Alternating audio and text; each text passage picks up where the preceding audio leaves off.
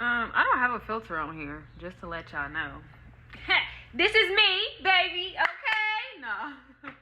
um, yeah, I just want to hop on here, and just release some more of my story, and let y'all know that His left hand is under my head.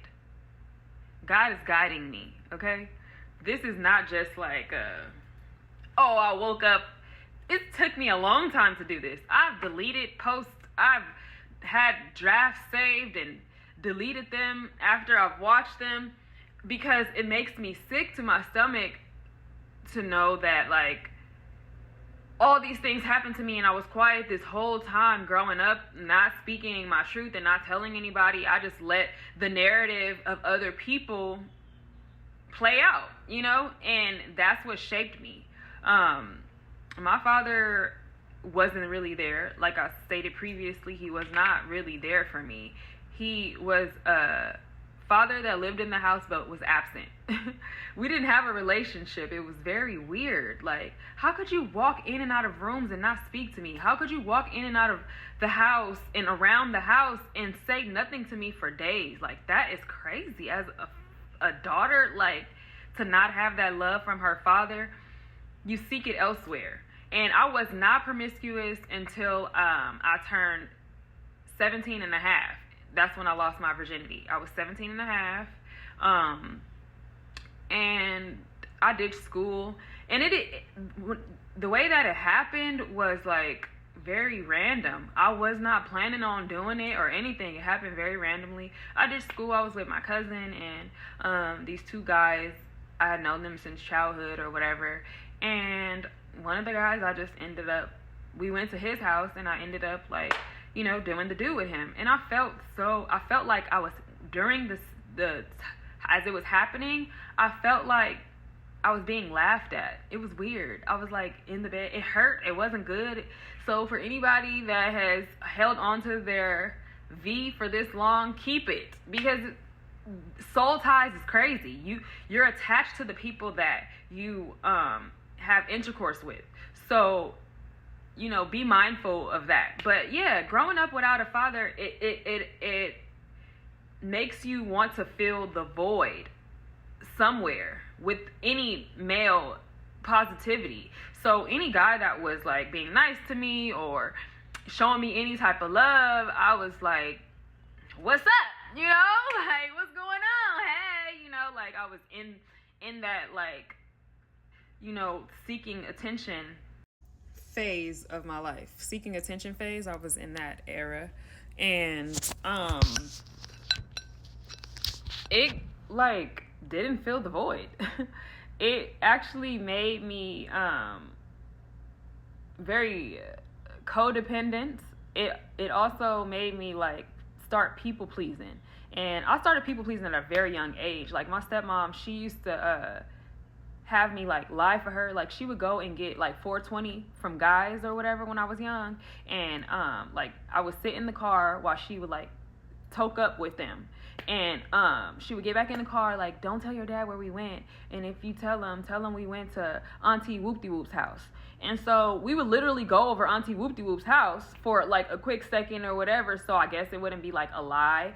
And then we would go home. So I was keeping secrets at a very young age. I was like lying at a very young age. And that lying spiraled. It actually like took on a life of its own, because when I lied, I got in trouble. And when I got in trouble, my dad came into my room to talk to me. Like my stepmom would be like, she's in trouble again. She said this, she said that. So I was seeking attention. I didn't care what type of attention I was getting from my dad, whether it was positive or negative. So if I got in trouble and if I knew I was going to get in trouble and he came into my room to talk to me, that was the attention that I was accepting. I was like, fuck it.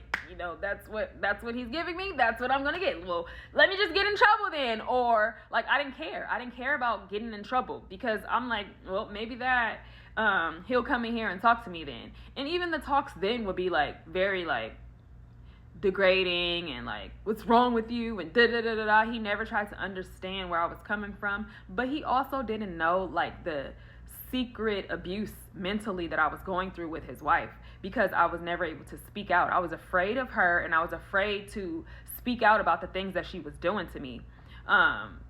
First off, the keeping the secrets thing, and then when I was really young, like 3 years old, her and her friends used to like practice dances in our apartment. Like they used to like, practice dances, and one day I said something. I don't remember what I said, but I remember the day so vividly. I was about 3 or 4. And her friends left, and she kicked me out the house. She put me outside on the balcony for a minute. I was crying, like banging on the door. Then I just sat there. I was like, why? Like, what happened? I don't know what I said to this lady to make her so mad, but she did that. And then I remember I think I was 5. I was 5 years old, and she kept asking me how old I was. And I think I was saying, I kept saying 6. I kept saying that I was older than what I was. That whole entire day, I was getting my ass whooped. Like, she kept beating on me, like asking me how old I was. And I kept literally asking me how old I am all day and whooping me, like, and I couldn't understand it. And I didn't know why I kept saying that I was 6 years old. But as a mom growing up, as a mom now, I could see how that can be like annoying for a parent or whatever. Because my son actually did that. When he turned 4, he was like, I'm still 3. Like, I'm 3. I'm like, no, son, you're 4. He's like, no, I want to be 3. I'm 3. And that's just a kid thing. So I was saying that and it made me think back to that time. Like, it triggered that. And it made me think back to that time. Like, how could she just beat me up for saying how, like, I'm a year older than what I am, and not explain to me, like, no, you're not that, or whatever, the way that I did with my son, But we got home, and when you walk in, we lived in these apartments in Hawthorne, California. When we got home, we walked through the door, she asked me how old I was, and my little brother, he's 3 years younger than me, so he's a little bitty baby. Like, she put him away, asked me how old I was, and I told her I was 6 again. Why did this lady pick me up by my head and slam my head against both walls and drop me? Like, and I'm sitting on the floor crying, and she went back to her room. My little brother was back there. She's like being a mom, with my brother, and I'm sitting on the floor crying. My dad came home. I didn't tell him.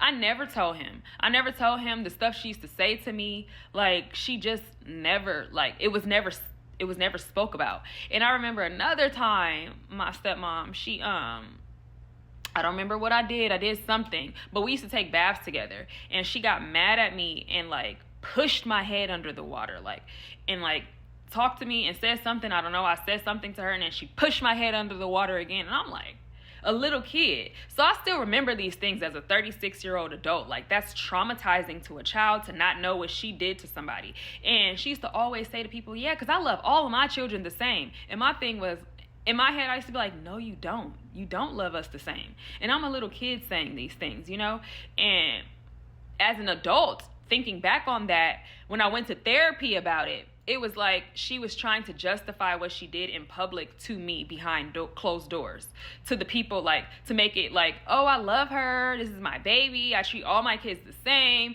So I was being silently abused. Nobody even knew. You know what I'm saying? And then, like, I would hear her talking on the phone badly about me growing up, like, all kind of shit. Like, this lady really, like, real life hood Cinderella right here. Real life. I don't care what nobody thinks. Because my family is, like, kind of, like, known in L.A. Like, my dad was, like, a public servant. So people, like, kind of knew us or whatever. Like, and so people, like, knew our family. But on the outside looking in, everybody, like, thought we were, like, this perfect family by the pictures that we took and the events that we went to and, like, little fundraisers or whatever. Like, but I was always pointed out as the problem child. Everybody's like, how you doing today? You okay? Like, like, it was always like a thing, especially my stepmom's friends.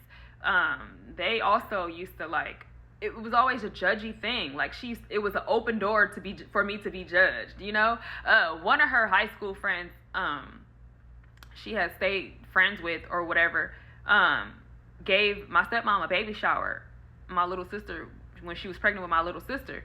And the lady came over. She was like helping my mom, like decorate and organize or whatever. And she blatantly lied on me. I think I was like 12 or 13 years old. Me and my little sister are 13 years apart, so I think I was 13. And she goes, yeah, because my name is Damanisha. My first name is Damanisha. Danny was supposed to, they call me Danny. My family or whatever. Danny was supposed to make the grab bags and she didn't. I'm 13 years old. I'm looking at her like, no, I wasn't. Nobody told me to make no grab bags.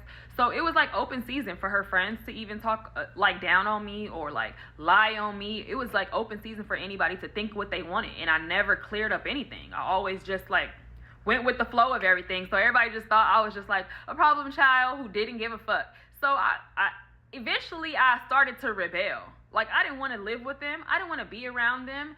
I knew that I was different from them, like, you know, so I started to rebel. And yeah, that's just the story for today, but we'll get into some more of this craziness later. Thank you guys for listening. I appreciate y'all for just, you know, allowing me to share my story with y'all, and I hope this is helping other people as well to get their stories out. Post that content. Don't care about what people think. This is your story. This is your life. You create it for yourself. Okay? Love you.